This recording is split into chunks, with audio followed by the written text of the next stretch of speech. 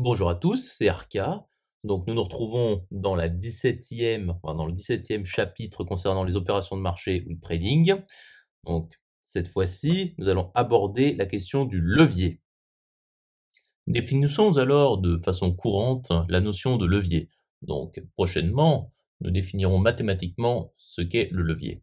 Donc tout d'abord, il s'agit tout simplement d'une méthode d'emprunt de fonds sur les marchés financiers. C'est-à-dire que vous allez vous faire prêter des fonds qui ne sont pas à vous sur les marchés financiers afin ensuite de, disons, décupler les résultats. Donc tout simplement, il s'agit aussi d'avoir une exposition majeure au risque, donc amplification des gains et également des pertes. La méthode, effectivement, est à double tranchant. Donc tout simplement, si vous avez un portefeuille, par exemple, avec 50 € et vous faites un levier de 10, vous aurez 500 €, mais 500 € moins 50 €, c'est-à-dire 450 € seront empruntés. Et donc, vous allez, vu que c'est géométrique pour le trading, enfin pour les opérations de marché, spéculation, eh bien, vous allez décupler vos performances de gains ou de pertes sur les 500 €, mais pas sur les 50. Donc, ce qui fait que lorsque vous êtes à la hausse, vous allez avoir des performances plus importantes sur les 500 €, mais vous pouvez également avoir à la baisse, bien entendu, des baisses plus importantes.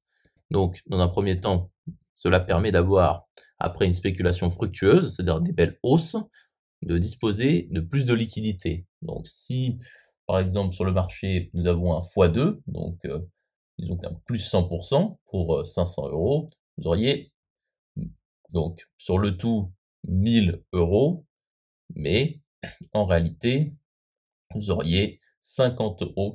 Ceux qui sont à vous, c'est 50 € plus les 500 € de plus. Donc vous auriez 550 € qui seraient à vous.